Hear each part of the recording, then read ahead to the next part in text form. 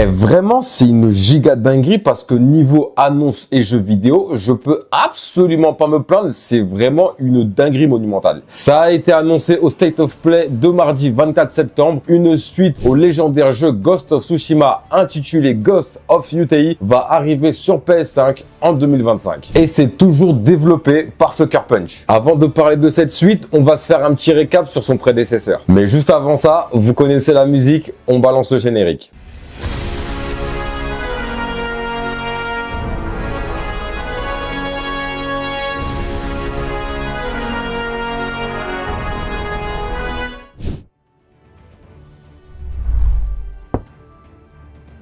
Ghost of Tsushima est un jeu vidéo d'action en monde ouvert développé par Sucker Punch et édité par Sony. Le jeu se passe au Japon sur l'île de Tsushima en 1274, envahi par l'armée mongole dirigée par Khotun Khan. On incarne le personnage de Jin Sakai, un samouraï recueilli et élevé depuis son plus jeune âge par son oncle, le seigneur Shimura. Terrassé facilement par l'armée mongole, Jin reviendra plus fort en incarnant l'espoir de cette île et deviendra le fantôme de Tsushima, qui usera de toutes les méthodes possibles pour repousser l'armée mongole. Méthode que son oncle désapprouve puisque ça va à l'encontre du Bushido, le code des principes moraux qu'un samouraï doit respecter. Jin apprend par la suite que malgré la victoire, le shogun l'a déclaré traître et a ordonné à son oncle de le tuer. Après avoir été contraint d'affronter et de vaincre son oncle, le choix est donné à Jin Sakai de rester fidèle ou non au code d'honneur des samouraïs. Nous aurons donc le choix de tuer son oncle ou bien de l'épargner. Alors dans mon cas, personnellement, j'ai fait le jeu 2 fois. Tout simplement parce que déjà le jeu est une masterclass, je vais pas vous mentir, c'est mon avis perso bien évidemment. Et de 2, comme je viens de vous dire, il y a 2 fins possibles. Donc j'ai exploité les 2 fins.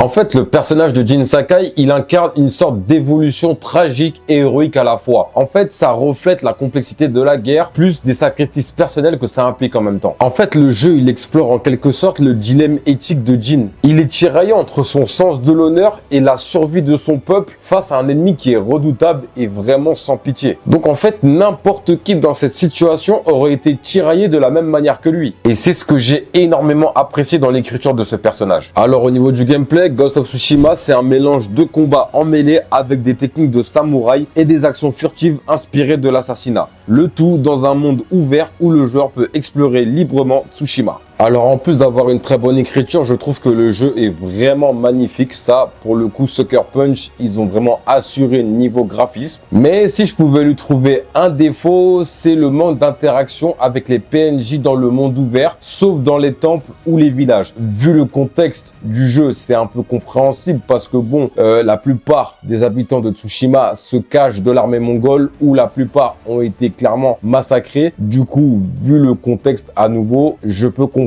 Mais bon, ça gâche pas l'expérience de jeu, je vous rassure. Passons maintenant au sujet principal.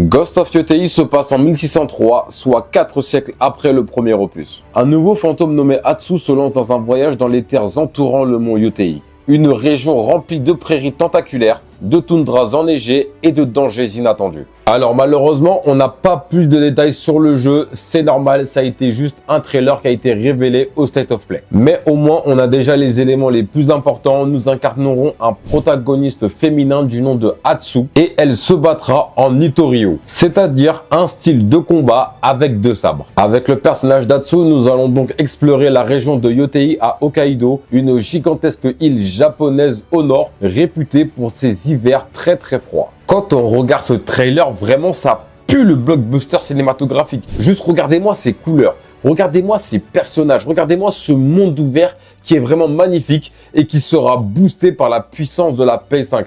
Non mais vraiment, vous savez pas comme j'ai hâte de poser les pieds à Yotei et vraiment d'explorer comme j'ai exploré Tsushima et l'île Jiki avec Jin Sakai. Bon, juste là, j'ai l'impression que au niveau des PNJ, on n'aura pas beaucoup d'interaction. J'ai l'impression que c'est encore un peu vide. Mais je préfère ne pas trop m'avancer parce que dans le trailer, on n'a pas tout vu et le jeu est forcément encore en développement. Donc voilà, je me répète, je ne préfère pas trop m'avancer là-dessus. Mais si je me trompe pas, j'ai bien l'impression qu'on pourra croiser des animaux sauvages dans dans le jeu. Bon, vous me direz si je me trompe, hein. Mais honnêtement, ça serait super cool et immersif de croiser des animaux sauvages dans le jeu. Bon, on pouvait affronter des animaux dans Ghost of Tsushima, le premier opus, hein. Mais bon, c'était des chiens qui appartenaient à l'armée mongole, donc ils nous affrontaient, ils nous sautaient dessus que quand l'armée mongole nous affrontait. Donc, c'était pas un truc de fou non plus, mais ce serait vraiment pas mal d'affronter et de croiser des animaux sauvages qui n'appartiennent à personne. En tout cas, je suis vraiment très hype par le jeu. Clairement, Ghost of Tsushima, c'est mon exclusivité PlayStation préférée encore aujourd'hui et j'espère qu'ils vont continuer dans la dynamique du premier tout en ajoutant de nouvelles choses pour enrichir notre gameplay et notre aventure par la même occasion. J'avoue, j'aurais bien aimé avoir Jin Sakai dans cet opus, mais malheureusement, l'histoire de Ghost of Yotei se passe 400 ans après son histoire, donc c'est sûr qu'on ne le verra pas, mais au moins j'espère qu'ils le mentionneront et qu'ils rendront hommage à sa légende de fantôme. Et qui sait, peut-être qu'il y aura des PNJ ou même des personnages importants dans le jeu qui vénéreront la légende de Jin Sakai, aka le fantôme de Tsushima, ou voire même affronter des ennemis qui useront des techniques que Jin utilisait par le passé. Franchement, je dis pas que cette idée-là est ouf, mais franchement, c'est intéressant, il y a de quoi faire, je trouve. En tout cas, j'avoue que cette histoire d'héritage de fantômes à travers les siècles, je trouve que c'est une idée vachement cool et j'espère que s'il y a d'autres opus à l'avenir, qu'ils continuent sur cette voie-là parce que vraiment, c'est top pour moi. En tout cas, j'ai hâte d'avoir beaucoup plus d'informations pour pouvoir les partager avec vous. Je fais confiance à Sucker Punch à 100%, ils ne m'ont jamais déçu personnellement, surtout avec les jeux Infamous. Ouais, mais par contre, Sucker Punch, sortez une suite à Infamous, s'il vous plaît, là. On arrive à la fin de cette vidéo, la famille. J'espère qu'elle vous aura plu. Si c'est le cas, n'hésitez surtout pas à lâcher un pouce bleu, un commentaire. Et si ce n'est pas déjà fait, à vous abonner pour ne pas manquer les prochaines vidéos. En tout cas, moi, ça a été un plaisir de vous faire cette vidéo. On se dit à la prochaine vidéo, la famille. C'était Mousco, prenez soin de vous et à plus tard.